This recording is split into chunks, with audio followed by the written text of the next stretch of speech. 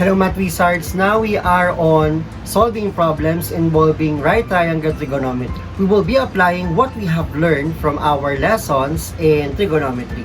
Before we solve problems involving trigonometric ratios, we will be having the discussion of the concept of angle of elevation and angle of depression. So from the horizontal of an observer, so that is parallel to the ground. So the angle of elevation is formed above the horizontal. So this will be your theta, and that is the angle of elevation.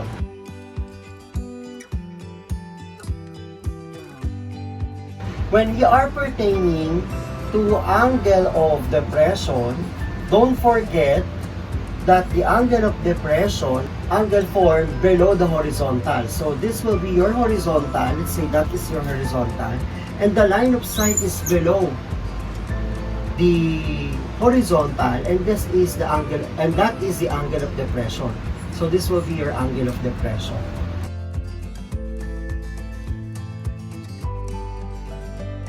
So the only thing that is different from angle of elevation, the line of sight is above the horizontal. When we are pertaining to angle of depression, the line of sight is below the horizontal. So that is an angle formed between the horizontal and the line of sight. Let us solve problems involving trigonometric ratios by using angle of elevation and depression. The angle of elevation from a soccer ball on the ground to the top of the goal is 34 degrees. If the goal is 8 feet tall, what is the distance from the ball and the ground? So to illustrate, let's say this is the ball, and you will have here the goal,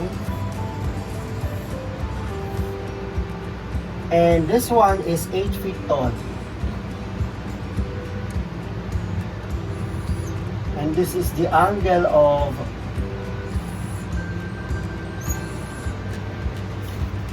of elevation, which is 34 degrees. So this will be our x, the distance between the ball and the goal. After the illustration, let us have now the trigonometric ratio. So we will be recalling our mnemonics, which is SOHCAHTOA.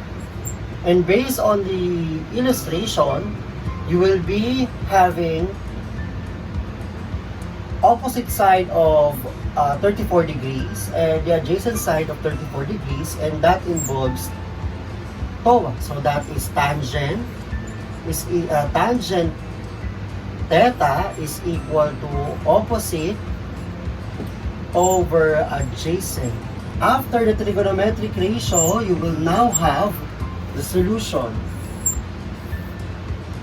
Let us have first the equation and the solution. So we will now substitute tangent theta, which is tangent 34 degrees is equal to opposite, which is 8 feet, over the adjacent, which is x. Now we will solve by cross product. We will be having x is equal to 8 over tangent 34 degrees. By using the calculator, you will be arriving with an answer which is 11.9 feet. So now let's have our final answer. Our final answer is 11.9 feet. So our solution, the solution that we use is a math breaker map.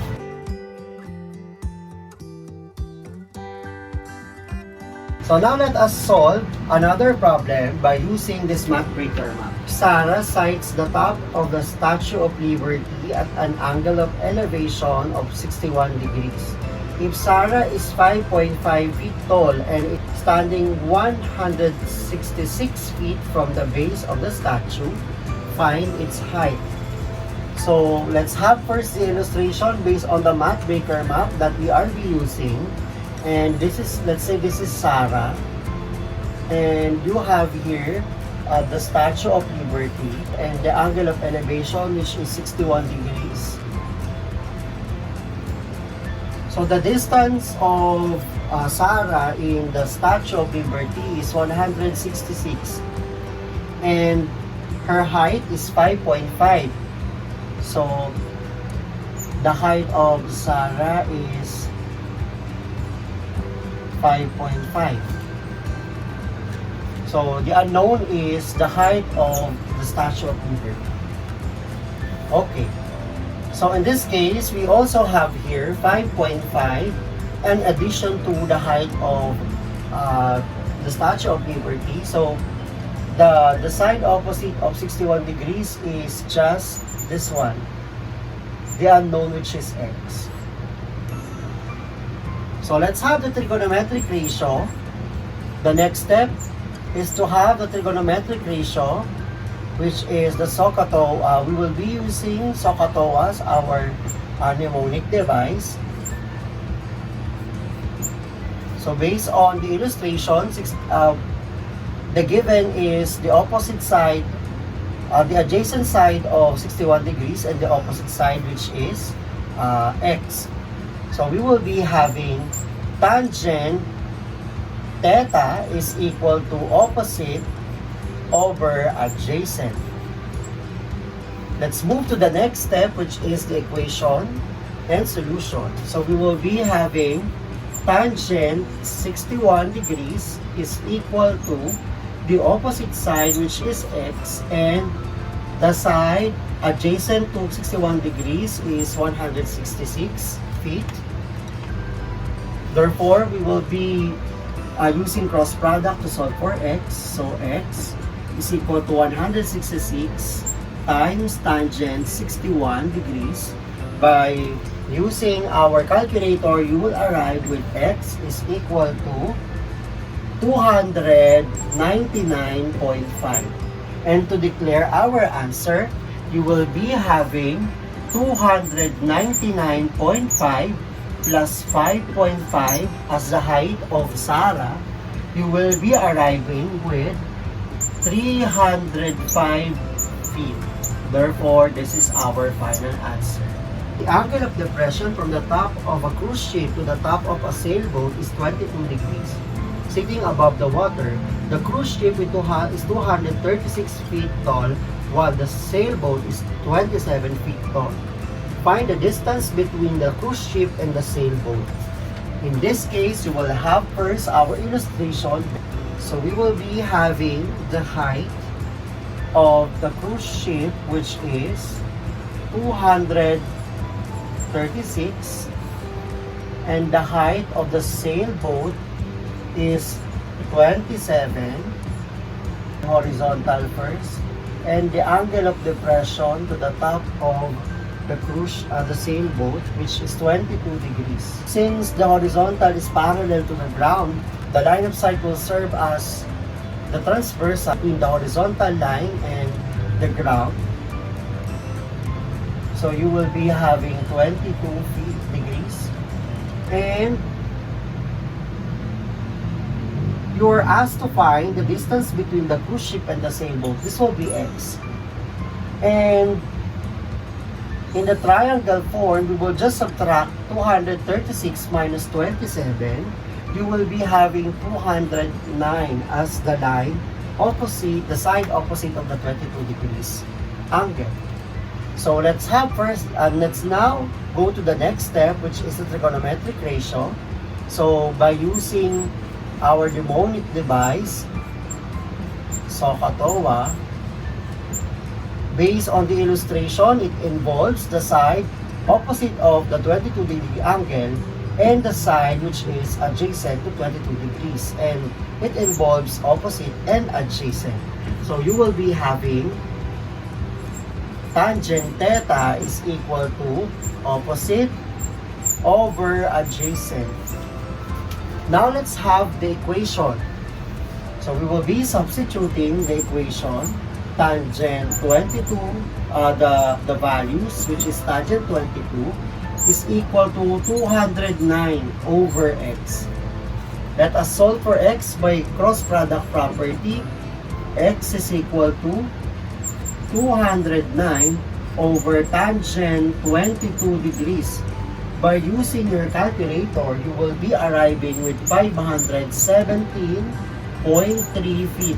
So our final answer will be 517.3 feet.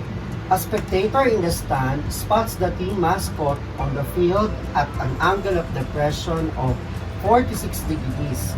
If the spectator is sitting 35 feet above the ground, what is the horizontal distance between the spectator and the mascot? So let's have first the illustration. So let's have the height where the spectator is sitting. So that is 35 degrees, 35 feet. And let's have the horizontal here and the angle of depression to the mascot, which is 46 degrees, and the line of sight will serve as a transversal between the horizontal and the ground. We will form alternate interior angles are congruent, therefore this angle is also equal to 46 degrees. So we are to find the distance between the horizontal distance between the spectator and the mascot. So that is x. We are done with the illustration. Let's move to the trigonometric ratio. So by the mnemonic device of Katoa, the opposite side of 46 degrees and the side adjacent to 46 degrees. So you will be having tangent theta is equal to opposite over adjacent. Now let's have the equation in solution. We will just substitute to our given tangent theta is equal to opposite over adjacent. Tangent of 46 degrees is equal to the side opposite to 46 degrees is 35 and the side adjacent to 46 degrees is x.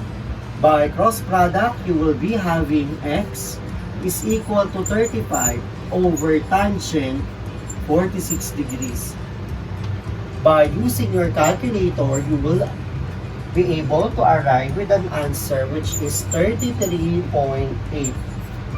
So our final answer is 33.8 feet.